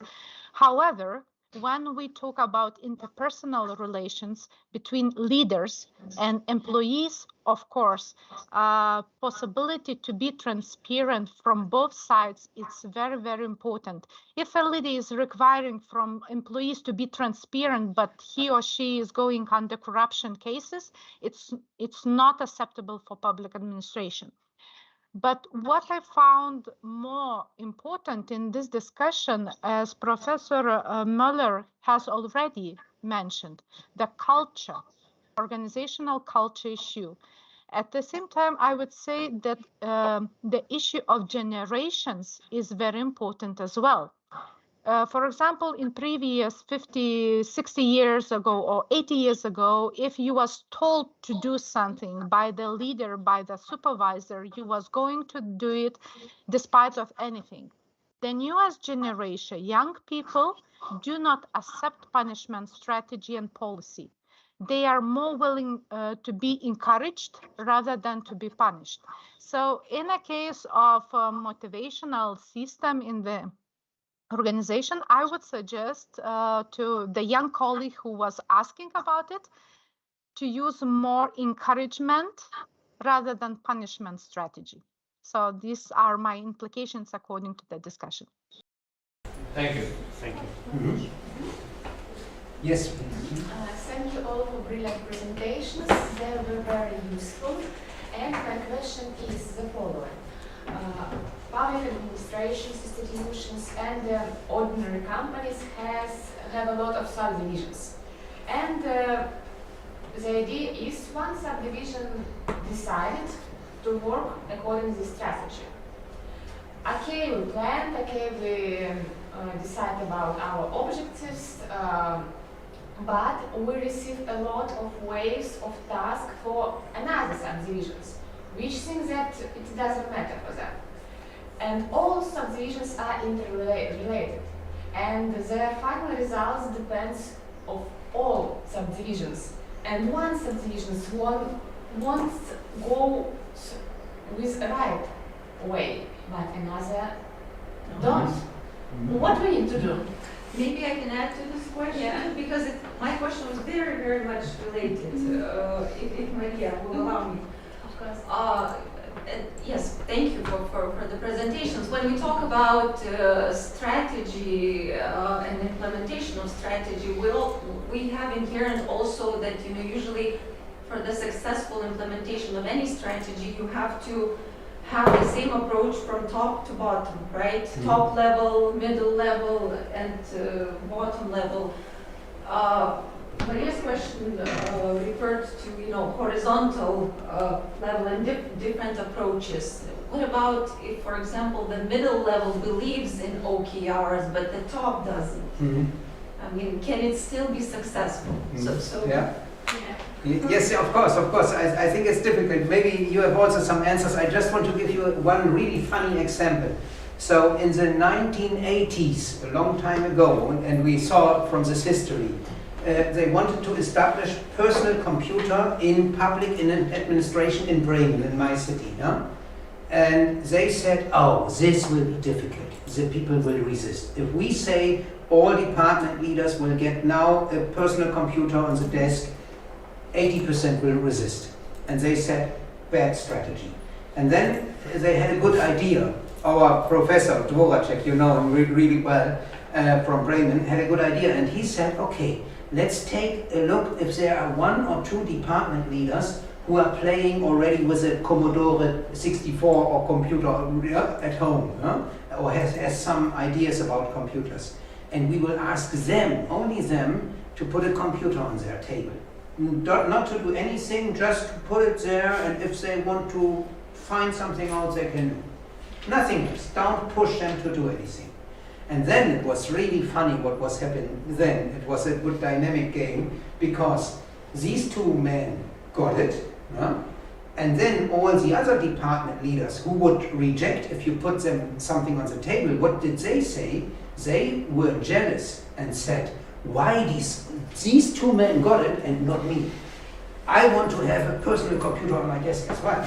And this was a really easy way to succeed this, just to make them jealous, to overcome them in this psychological way, and to say they have to want it, they have to need it, and we don't need to give it to them.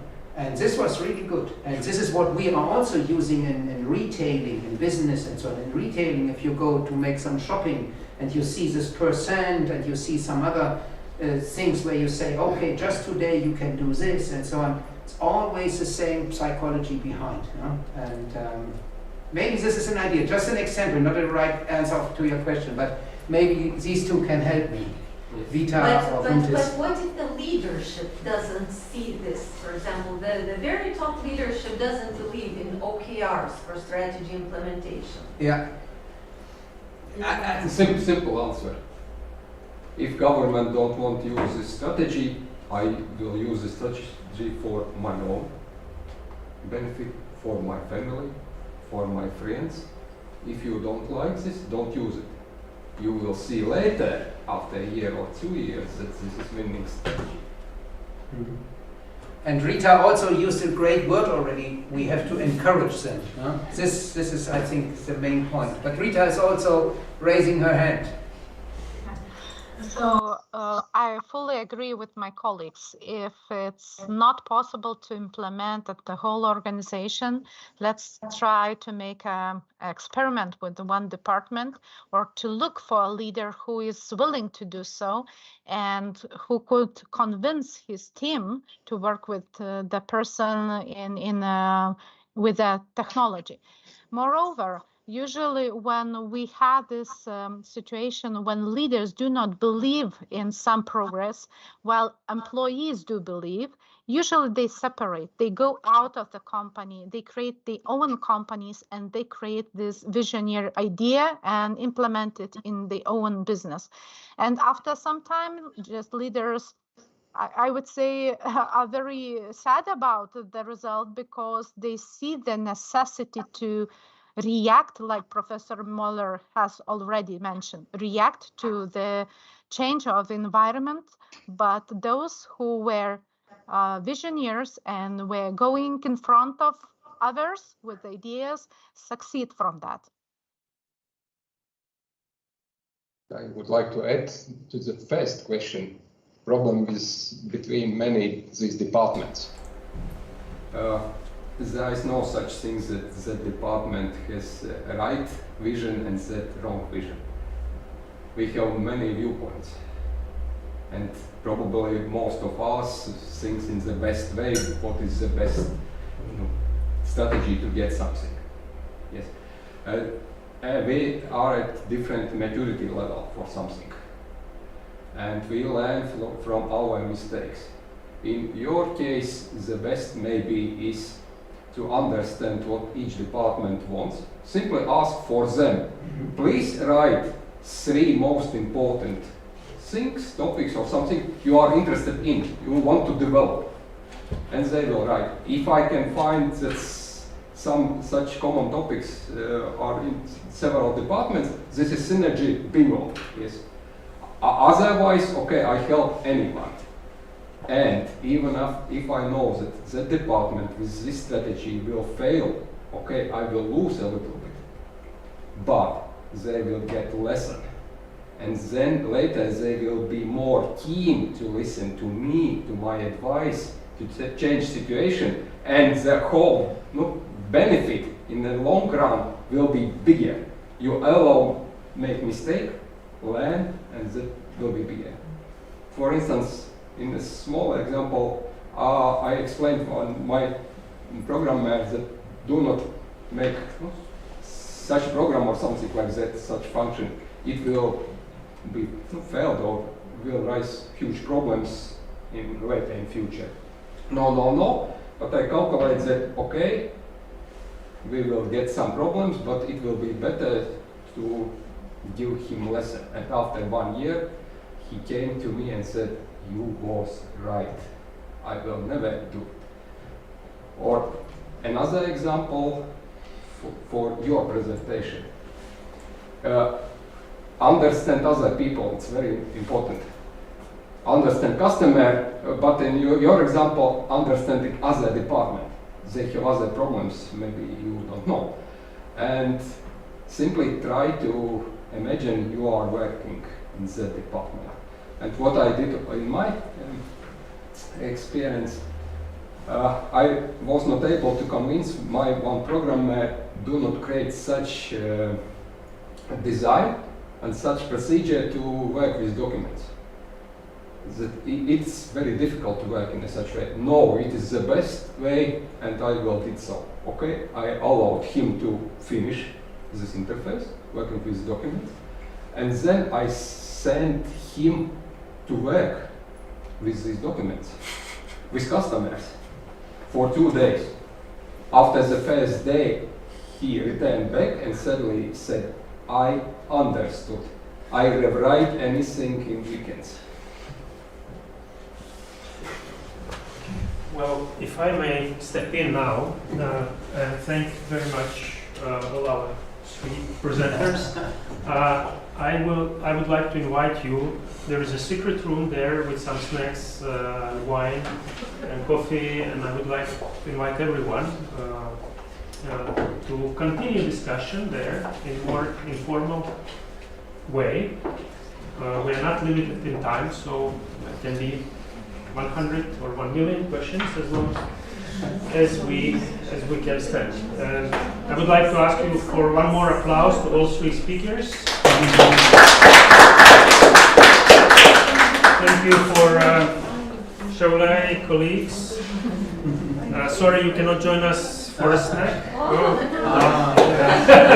Thank you very much. I'm sorry, just my colleague has to be in the lectures just after our presentation. We could not attend physically, but thank you very much for wonderful organization. Thank you for presenters for insightful presentations, and I hope that we will have another opportunity to meet again. Thank you so much for all participants. Next time in presence, not digitally. Bye-bye. Thank you. Thank you. For your presentation. Thank you for all speakers to be open to the questions. And I also would like to thank Vladas for support in organizations. Thank you. And as you heard,